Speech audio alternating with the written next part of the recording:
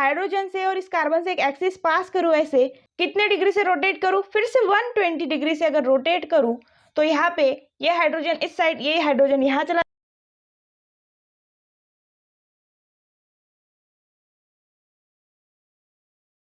Hello everyone, welcome to my YouTube channel. आज हम इस वीडियो में एक्सिस ऑफ सिमेट्री पढ़ेंगे। देखो, एक्सिस ऑफ सिमेट्री पढ़ने से पहले जानते हैं सिमेट्री एलिमेंट्स और सिमेट्री ऑपरेशंस। ठीक है, symmetry elements and symmetry operations. जैसे देखो, सिमेट्री एलिमेंट्स क्या है? It is an geometrical entity like plane, axis and point which can be used to analyze symmetric properties of molecule। मतलब क्या होती है? ज्योमेट्रिकल एंटिटी होती है। वो क्या हो सकता है? एक प्लेन हो सकता है, एक्सिस हो सकती है, या फिर एक पॉइंट हो सकता है, जिसे हम सिमेट्रिक प्रॉपर्टीज ऑफ मतलब मॉलिक्यूल की सिमेट्रिक प्रॉपर्टीज स्टडी करने के लिए हम यूज करते हैं। उसे क्या कहते हैं? सिमेट्री एलिमेंट्स कहते हैं, प्लेन, एक्सिस एंड पॉइंट।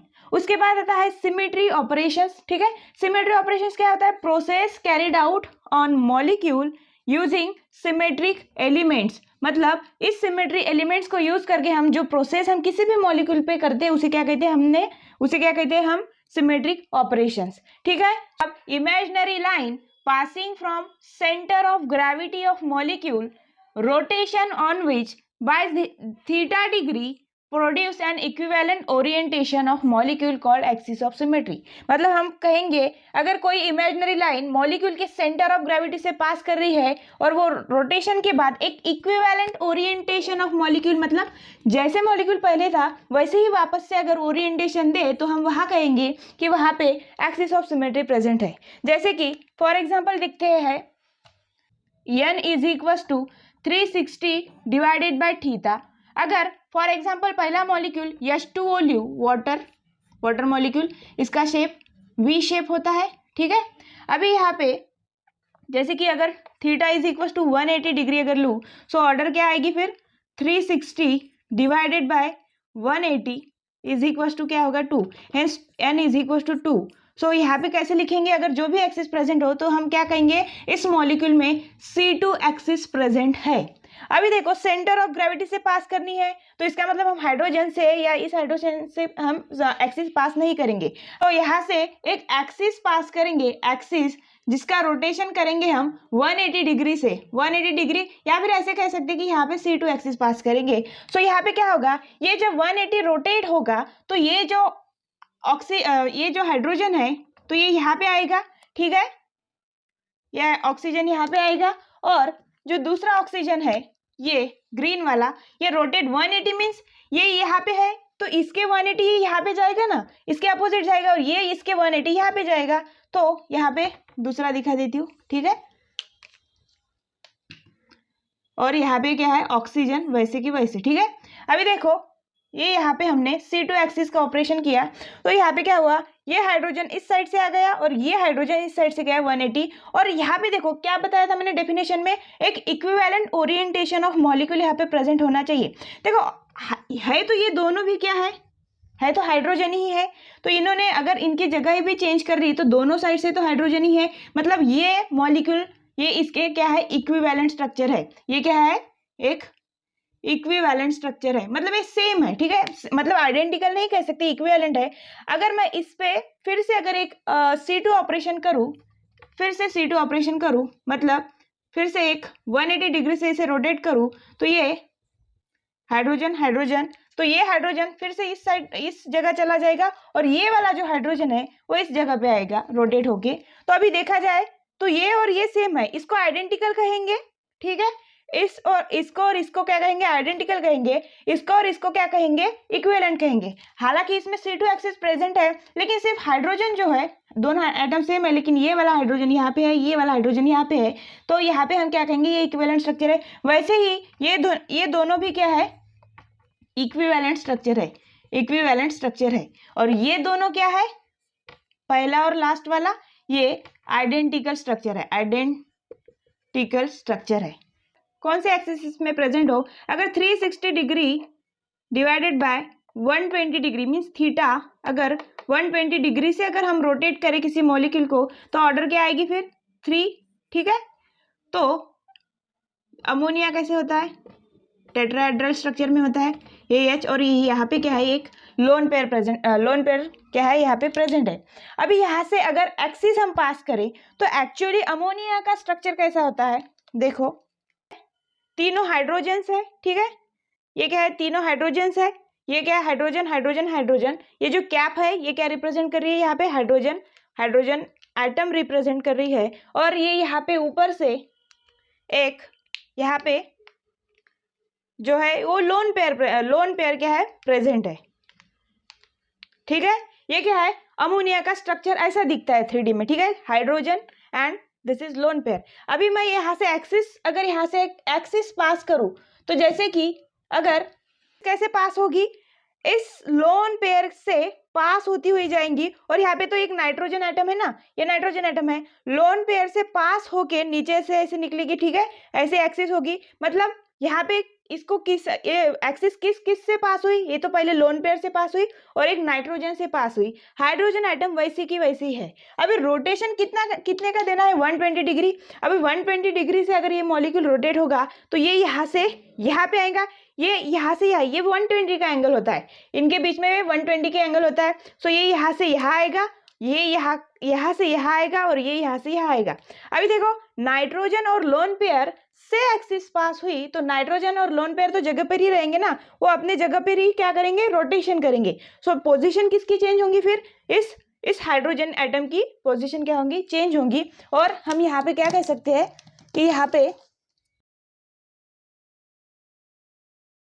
जैसे कि ये लोन पेयर से और इस नाइट्रोजन एटम से क्या होगी, पास होगी, जिसे हम कहेंगे यहाँ पे एक C3 एक्सिस ऑफ सिमेट्री क्या है, प्रेजेंट है, ठीक है। ये हाइड्रोजन यहाँ पे आएगा, ये यहाँ पे जाएगा, और ये इस जगह पे आएगा, तो यहाँ पे क्या कहेंगे हम, C3 एक्सिस ऑफ सिमेट्री क्या है, प्रेजेंट है।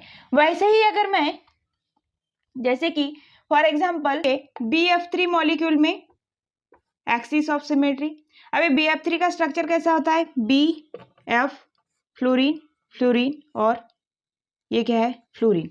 अभी ये कितनी का एंगल होता है, 120 डिग्री का एंगल होता है, ठीक है, 120।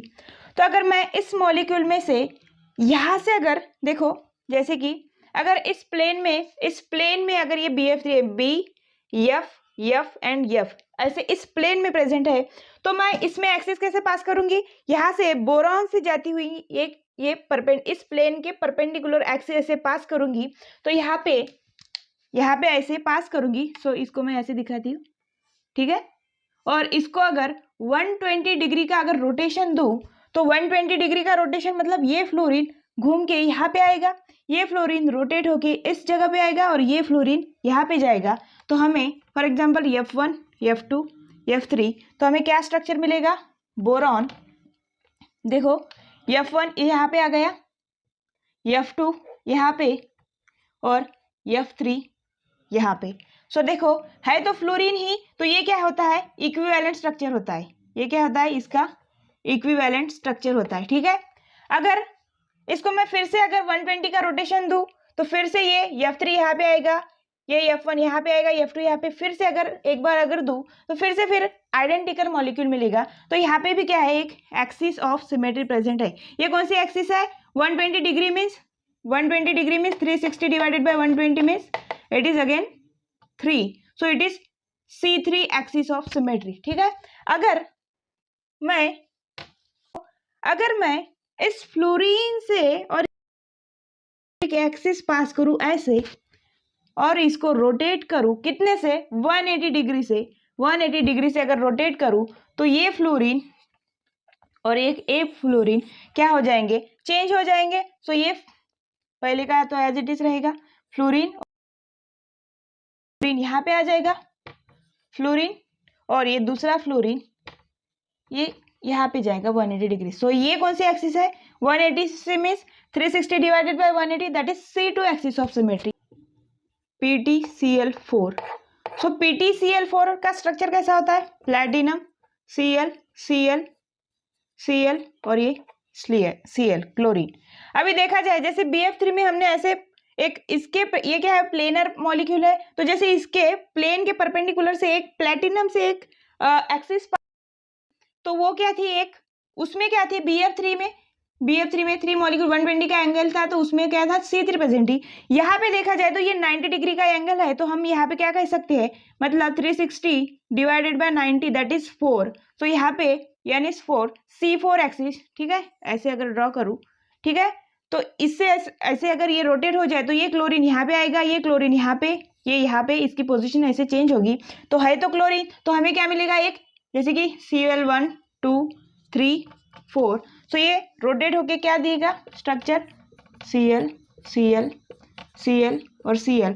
ये क्लोरीन नंबर 1 यहाँ पे आ जाएगा 1, ये 2 यहाँ पे, और यहाँ का 3 यहाँ पे, और ये 4 क्लोरीन पहली क्लोरीन की पोजीशन पे आ जाएगा। तो यहाँ पे क्या कह सकते हैं हमने यहाँ पे C3 ऑपरेशन किया और C3 एक्सिस ऑफ सिमेट्री यहाँ पे क्या है, प्रेजेंट है। अगर और चेक करें और इसमें कौन सी एक्सिस प्रेजेंट है, तो जैसे देखा जाए अगर मैं कोई एक्सिस इस 2 क्लोरीन से अगर पास करूं, देखो क्लोरीन, प्लैटिनम एंड क्लोरीन, तो ये इन तीनों एटम में से अगर एक्सिस पास हुई, तो अगर मैं इस एक्सिस को ऐसे रोटेट करूंगी तो ये प्लैटिनम और ये 2 क्लोरीन ये तो अपनी जगह पे ही रहेंगे, लेकिन ये दोनों क्या करेंगे, इनकी पोजीशन चेंज करेंगे। कब, जब मैं इस एक्सिस को 180 डिग्री से क्या करूंगी, रोटेट करूंगी। मतलब n कितना हुआ यहाँ पे 2। सो ये एक्सिस कौन सी है, C2 एक्सिस। सिमिलरली अगर ऐसे ही एक C2 एक्सिस मैं इससे पास करूं, क्लोरीन प्लैटिनम क्लोरीन, तो ये क्लोरीन इससे बदल जाएगा, तो यहाँ पे भी क्या है, एक C2 एक्सिस प्रेजेंट है। और अगर फिर से अगर एक C2 एक्सिस ऐसे भी प्रेजेंट हो सकती है, C2, जो कि ये क्लोरीन को यहाँ पे, इस क्लोरीन को यहाँ पे ऐसे इंटरचेंज कर दे, वैसे ही सिमिलरली ये भी एक C2 एक्सिस क्या हो सकती है, यहाँ पे प्रेजेंट हो सकती है। इस दोनों क्लोरीन को इंटरचेंज कर ले और इन दोनों क्लोरीन को क्या कर दे, इंटरचेंज कर दे। तो यहाँ पे 4 तो C2 प्रेजेंट है और एक C4 प्रेजेंट है, टोटल 5 एक्सिस ऑफ सिमेट्री यहाँ पे क्या है, प्रेजेंट है। अगर हम समझे कि ये प्लेनर है, एक प्लेन में प्रेजेंट है, जैसे कि इस प्लेन में प्रेजेंट है, ठीक है, प्लेन में प्रेजेंट है, तो जैसे कि एक BF3 में, ठीक है, PTCl4 में अगर मैंने ऐसे परपेंडिकुलर एक एक्सिस पास की, तो यहाँ से भी एक एक्सिस पास हो सकती है। अभी देखा जाए तो ये एक 120 डिग्री का एंगल है, इसका मतलब 120 degree means C3 axis of symmetry. So यहाँ से अगर एक एक्सिस पास करूँ तो वो कौन सी होगी, C3 एक्सिस ऑफ सिमेट्री क्या होगी, यहाँ पे प्रेजेंट होगी। एक्सिस कैसे पास हो सकती है, इसमें से दूसरी एक्सिस पास हो सकती है कि नहीं, यहाँ से एक C3 ही एक्सिस यहाँ पे क्या होती है, पास होती है। यहाँ पे दूसरी को देखो, अगर ये एक्सिस पास करूँ, ठीक है, तो ये इस साइड में है लेकिन इस साइड में कुछ है नहीं, तो ये एक्सिस दूसरी कौन सी भी एक्सिस इस कंपाउंड से क्या है, इस मॉलिक्यूल से क्या है, पॉसिबल नहीं होती, इस मॉलिक्यूल से पास नहीं होती। ठीक है, अभी और एग्जांपल देखें तो जैसे कि CH4, तो इसका स्ट्रक्चर कैसा होता है, हमें पता है टेट्राहेड्रल होता है, एक हाइड्रोजन ऐसे, ये दोनों प्लेनर होते हैं, एक मैंने टूवर्ड्स ऑब्जर्वर एक बिलो दी प्लेन दिखा दिया। अभी देखा जाए जैसे अमोनिया का मैंने समझाया कैसा होता है, जैसे कि ये 3 हाइड्रोजन, यहाँ पे कार्बन और एक हाइड्रोजन ऊपर की तरफ, तो ये और ये क्या है, प्लेन में है, ये क्या है टूवर्ड्स द ऑब्जर्वर, एक हमारी तरफ है, ये पीछे की साइड है। तो अगर यहाँ से कौन सी एक्सिस पास हो सकती है, अगर मैं इस हाइड्रोजन से और इस कार्बन से एक एक्सिस पास करूँ ऐसे, ठीक है, ऐसे एक हाइड्रोजन से और एक कार्बन से एक्सिस पास करूँ और इसको कितने डिग्री से रोटेट करूँ, फिर से 120 डिग्री से अगर रोटेट करूँ, तो यहाँ पे ये हाइड्रोजन इस साइड, ये हाइड्रोजन यहाँ चला जाएगा, ये हाइड्रोजन इधर और ये हाइड्रोजन क्या आ जाएगा, सामने की साइड आ जाएगा। तो यहाँ पे हम क्या कह सकते हैं, यहाँ पे एक C3 एक्सिस ऑफ सिमेट्री क्या है, प्रेजेंट है। दूसरी कोई यहाँ पे एक्सिस ऑफ सिमेट्री एग्जिस्ट नहीं करती। देखो बेंजीन क्या होता है, एक प्लेनर मॉलिक्यूल होता है, ये मतलब एक प्लेन में रहता है, ये क्लोरीन है और एक इस पे लगा है क्लोरीन।